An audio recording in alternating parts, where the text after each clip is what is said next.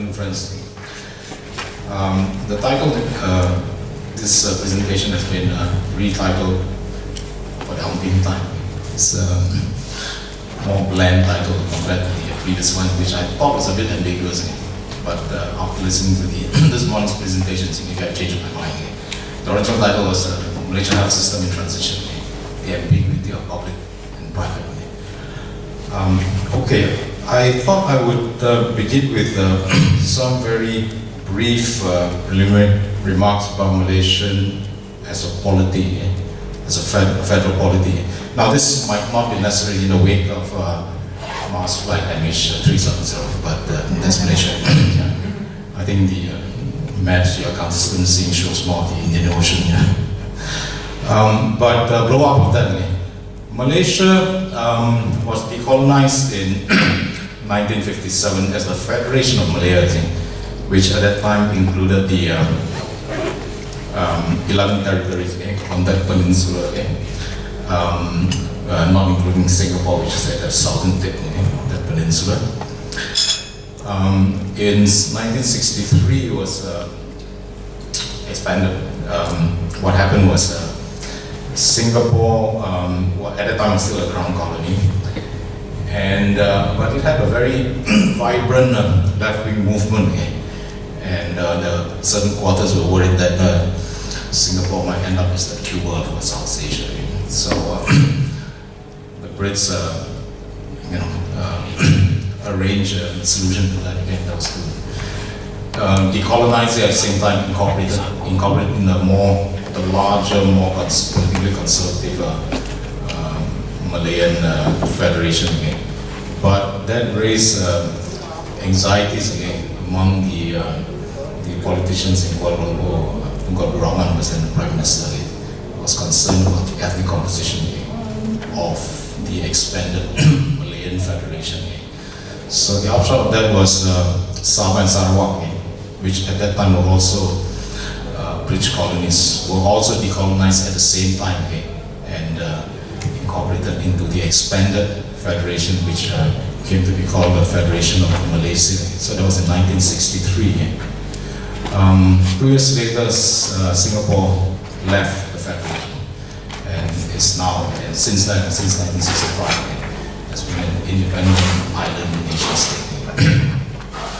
Now there are 11 states on the peninsula, 2 states, along with 3 federal territories: Kuala Lumpur, the new federal administrative capital at Putrajaya, and then the Labuan federal territory of the western coast of Sabah.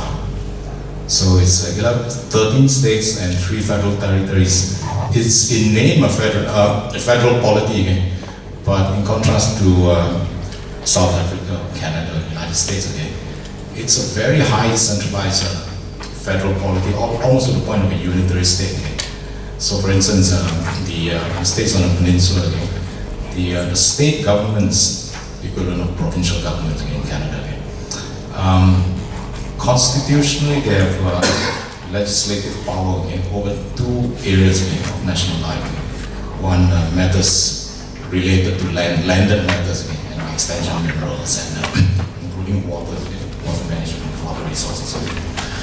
And the second area is matters related to the Islamic religion. All other matters, industry, agriculture, education, internal security, defense, foreign policy, are federal matters. The 2 states of Sabah and Sarawak, when they joined the then existing federation, they were granted more autonomous state rights. But over the last 3 decades or more, much of this autonomy has been eroded. So substantively, there's not a huge difference between the autonomous governmental powers of the Sabah and Sarawak compared to the states on the peninsula. So, okay, I don't expect you to read this, but just to give you an idea of the legislative prerogative of the federal government on matters related to medicine and health, what's in red there, and the rest are all the other areas which have jurisdiction. That's the state list again. And the single red line there, the state works in water again. This until about 10 years ago again, was a state matter again. So the states manage water resources.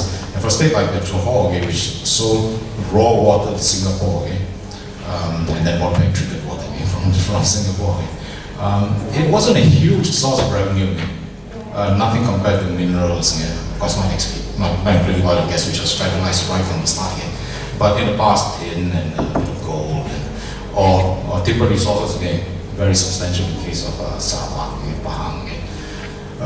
So water-related matters again, in the last 10 years have joined the concurrent list again, where both federal and the state authorities again, have jurisdiction and legislative powers over.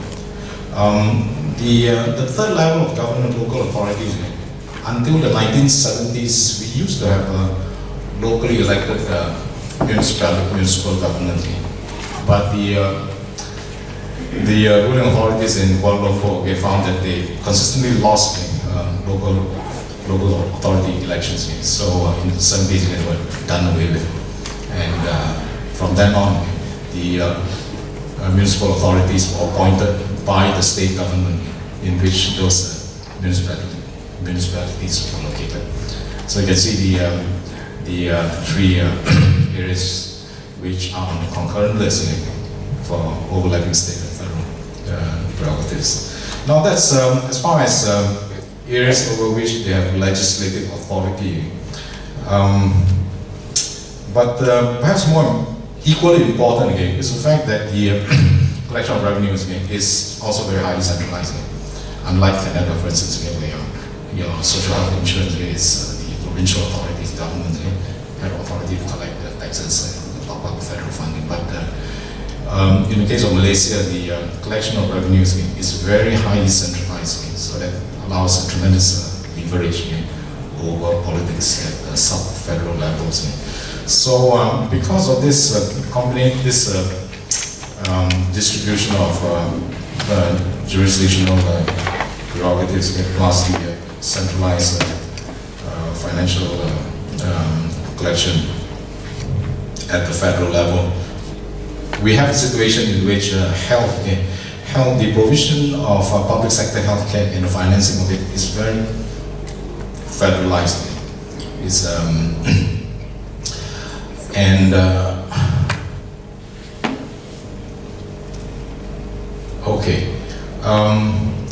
So we have a public sector and private sector. In the case of the public sector, accounts currently for about, you can see, it's about 70% of the total hospital beds in the country. And accounts for the same proportion of hospital admissions, and about 30% of outpatient encounters in the country. In terms, I flashed this just to give you an idea of the relative size and how it's changing over the last decade and more between the public and private. I'll have much more to say about public-private interactions here. Okay. Now, in terms of the healthcare expenditures, these figures are from the Malaysian National Health Accounts unit within the Health Ministry. Expenditures by source of funding in the public and private sectors over the last 10 years right now. It's been consistently in the region of split approximately 55% public sector and 45% in the private sector. So we have this pluralistic situation as far as healthcare providers. And in the case of the public sector, it's essentially the NHS again. The NHS with the difference again that the primary care is provided by salaried primary care doctors again within the health ministry, unlike UK NHS system again. And it's primary care in particular is very widely distributed. And most importantly, the role of the rural health services. Reportedly, the geographical coverage of primary health care and rural health service reportedly is the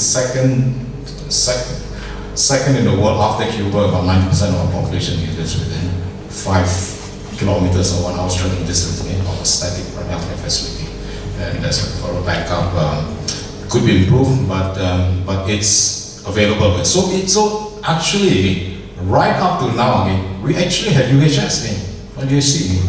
We have UHS. And the current challenge is defending the continuance of UHC and deepening it further, right? So in terms of the expenditures, there are very modest expenditures in 2009. The public sector accounted for about 2.7% GDP. The private sector added another 2.25%. So the total national health expenditures extremely modestly at a level less than 5%. Notwithstanding that, the extent of coverage is actually quite creditable. Primary healthcare as well as referral services. Okay, so now I'm not saying that these population health indices are directly a consequence of this healthcare system.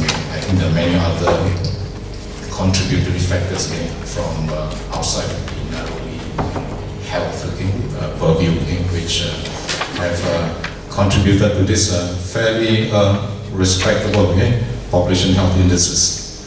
But what I would like to spend the remaining how many minutes?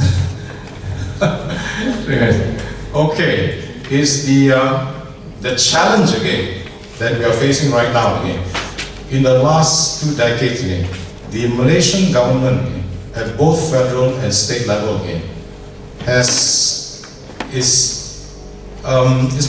faces a very novel situation. The state at federal and provincial level is basically juggling multiple hats. It's a funding provider of public sector healthcare, substantial chunk which is doing decently well. It is improvement, but fairly extensively available. It's also the regulator, and it's hugely invested in the commercial healthcare sector.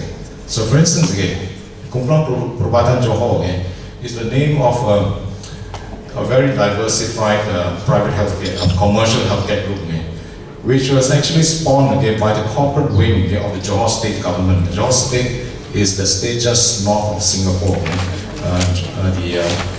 The state government has a corporate wing arm called the Johor Corporation, and is basically has controlling interest. And these are the list of hospitals, 26 in total, throughout the length and breadth of the country, with another 2 in Indonesia. It's not just hospitals, it's managed care, basic and post-basic nursing training, diagnostics, imaging, the whole works. So, and it is the largest chain of commercially operated hospitals.